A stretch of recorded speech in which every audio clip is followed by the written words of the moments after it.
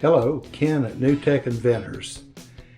Tonight I want to talk to you about a couple of things pertaining to the business end of NewTech Inventors.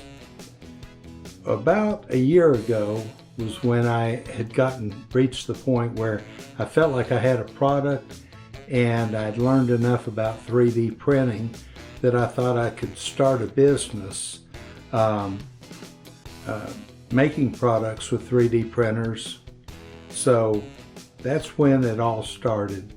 And what I did at that time, I looked at one of the items, which is the helping hand that most of you are familiar with, and thought, well, this could be a good product to start with. And I've had a lot of comments in the past, and even today I had a comment asking the question, why do you spend all of this time and money when you don't even know if this product is going to sell? Well, that's true. I don't know if it's going to sell, and I don't know if it's going to, this one product's going to justify all the effort, but that's not the point. The point is, I have started a business. I have set up a website. I have my licensing and stuff. I have my 3D printers. I built my new 3D print farm. And I have all of this capability now from a business standpoint to make things and sell things. And it doesn't matter if this first product is a hit or a miss. There are other products coming along. I'm not going to stop and just drop everything and say it's a total waste. If you have a print farm and you set up this print farm making one item and it doesn't do too well, you can go to another item. You can make all kinds of different things with 3D printers. And you may have to do 2 or 3 different things before you find some products that do well. And that's my plan if this first part that we're pushing doesn't pan out immediately. Now, another thing I want to point out is, and I'll throw in a few clips here, the product, the helping hand that I'm making does involve a lot of assembly and a lot of additional work and a lot of additional materials above and beyond the 3D printed portions of it. So there's quite a bit of involvement there, and I'm going to show you a few clips of what this assembly process is and how much work there is beyond the 3D printed portion. So let's take a look at that. Okay, here we go. The part of the job that I hate the most, assembly. We start out by cutting these pieces of heat shrink into 1-inch lengths. This is 23 millimeter heat shrink, and cutting 60 pieces into 1-inch lengths. These will be going on the end of corrugated tubing. The corrugated tubing is now being cut to length. We'll be cutting 30 pieces of corrugated tubing to approximately 11 inches. This will be going over our flex tube and covering it as a sheathing, and we'll be using the heat shrink to bond the two ends together. Now that we've got our corrugated tubing cut to length here and have 30 pieces of it, we'll start putting the pieces of heat shrink that we cut earlier onto each end, one piece of heat shrink on each end of the corrugated tubing. This will be so that it's all ready to heat shrink once we get the flex tubing inserted inside of it. Now we're ready to start inserting the flex tubes inside of the corrugated sheathing. And we'll put 30 of these flex tubes inside the corrugated sheathing. Once that's done, then we'll take our heat gun, fire it up, and start shrinking the heat shrink first on the nozzle end, and then we'll turn around and heat shrink the threaded end. This will seal up and make the corrugated bond to the flex tube and keep it from moving. Once all of these are finished and we have all of the heat shrink done, we'll be moving on to actually attaching the alligator clamp. The heat shrink process is the longest process. It takes the most time, and that's because you have both ends of the tubing that have to be heated in order to connect these two parts together. Now that it looks like we've got pretty much all of our flex tubes heat shrink sealed to the corrugated tubing, we'll now get our alligator clips and start removing the insulation piece on one side of the alligator clamp. This will be so that we can insert that piece of the alligator clamp into the nozzle of the corrugated tube. Now we're using a hot glue gun to heat the end of the nozzle on the corrugated tube and insert a small amount of hot glue in there, and then we're inserting the alligator clamp into that nozzle, where once the hot glue dries and cools, it will bond and hold that alligator clamp in the end of the tube. Once this is done and all of the alligator clamps have been attached, the part is finally assembled and finished. But don't let this fast speed fool you. It takes a long time to get these alligator clamps, 30 of them, assembled.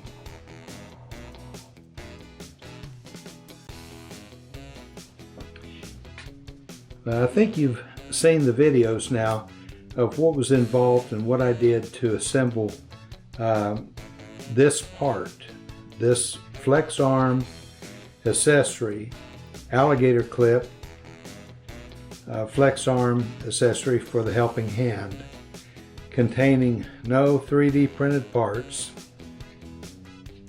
but requiring several purchased parts and quite a bit of time for assembly. And after seeing the assembly involved in this, realized that this is one of my least complex parts or accessories. So this is easier to assemble than the plastic clamp. It's easier to assemble than the LED flex arm light. It's actually the simplest flex arm accessory, but still takes a lot of effort and time to make one of these. And they can be attached to these other parts that are 3D printed. So our 3D printed parts aren't worth anything without other accessories. So that's where the helping hand becomes complex, because it has approximately 40 different items that are being sold, and those items are different mounts and stands for the helping hand, different flex arm attachments, different clamps and accessories that go with it, and it just makes the whole thing a little more complicated. So the best advice I can give someone starting out, wanting to make some money in 3D printing, is come up with something that you can 3D print either 100% of that item or at least 98-95% of it, where you have very little assembly required and very few other components that you have to purchase. That way you can focus and concentrate your attention on coming up with these products and selling them, and not having a lot of production work to do, not have a lot of assembly work to do like what I'm involved in. In other words, I guess what I'm saying is, don't do what I do, do what I say. Because I got started in it, and I guess really didn't know that it was going to take off into a business, and I just kept working with basically the Helping Hand, and here we are on the verge of launching that product on the website, and we do have everything set up now. Everything's ready to go. So as soon as we see how the Helping Hand's going to do, we're going to start bringing other products and putting those online. And those will be things that I'm working on now, and believe me, I'm trying to focus on things that don't require a lot of outside assembly, soldering, auxiliary parts, and so forth.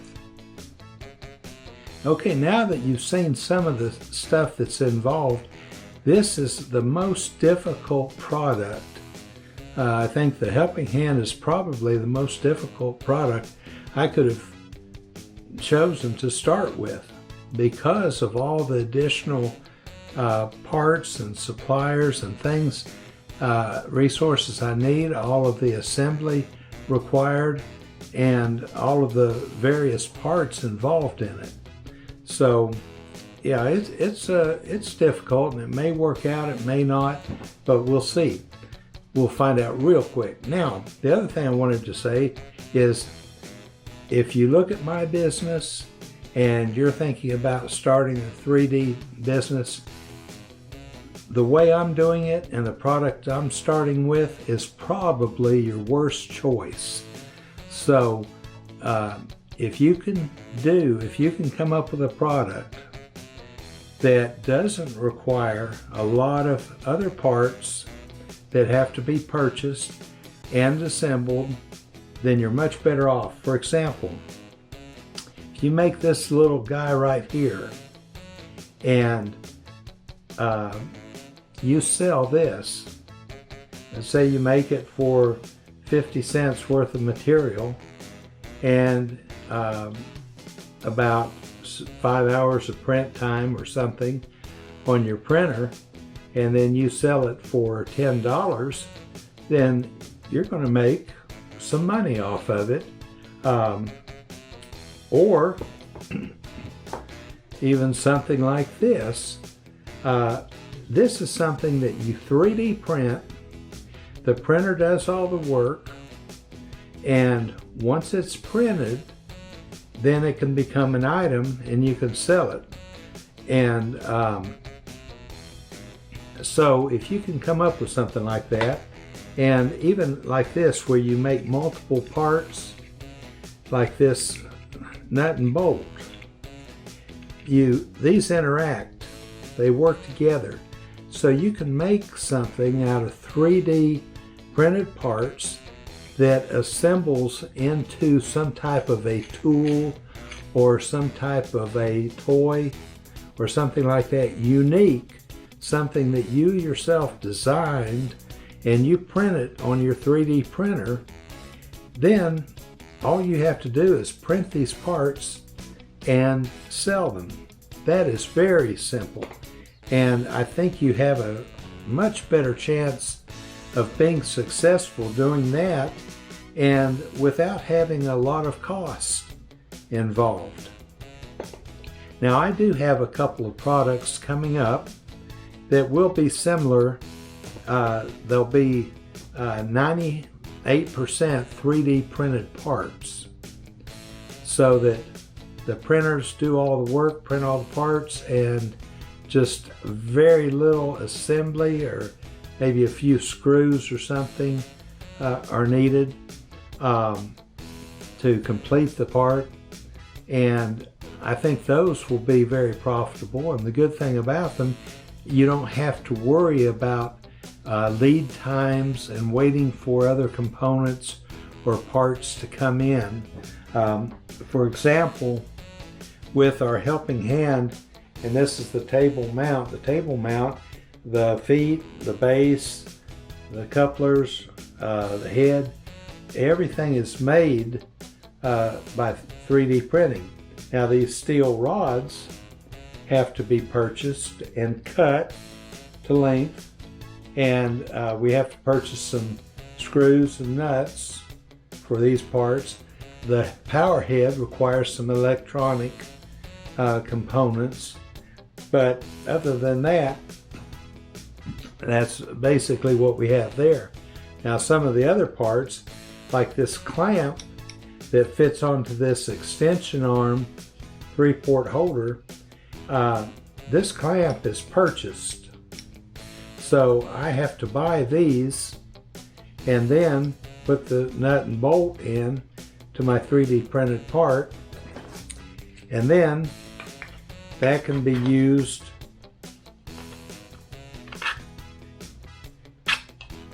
with my Helping Hand, and that can be used to hold different items.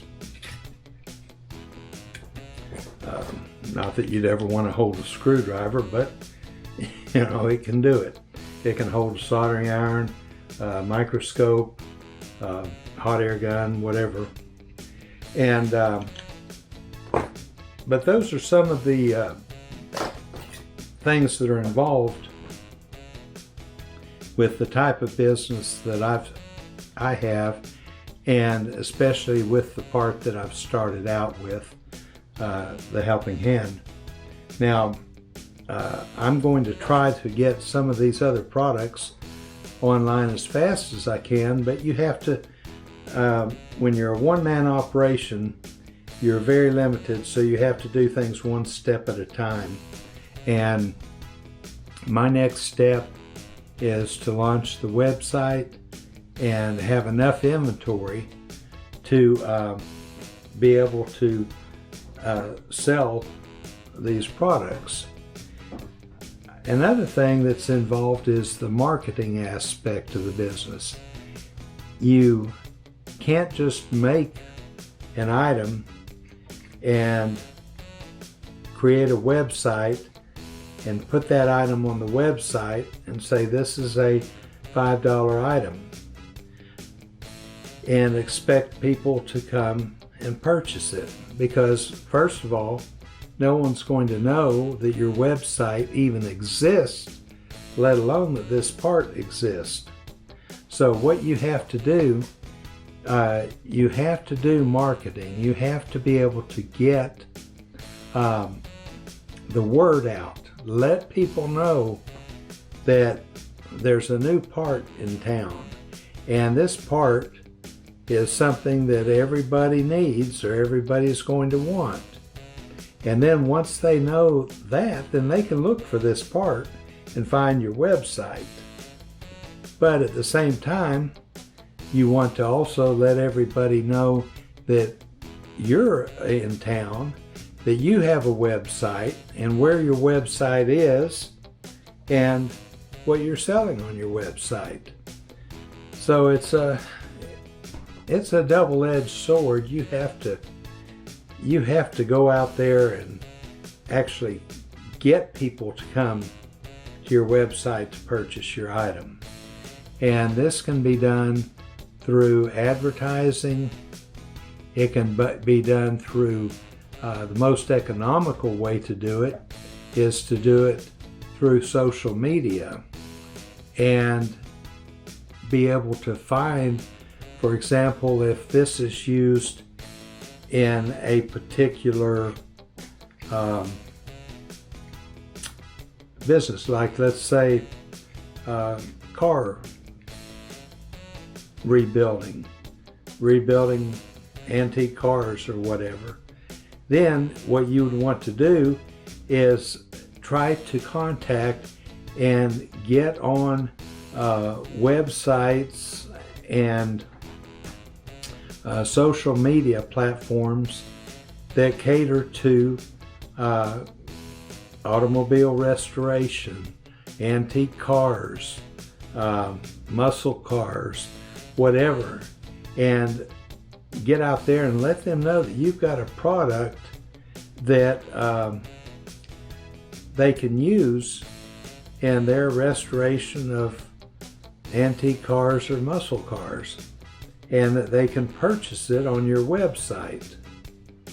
So that's an area I'm not that well informed about, so I'm going to solicit the help of someone else to assist me in getting out there and utilizing social media to let them know that there's a helping hand and what it can do, and where they can purchase one.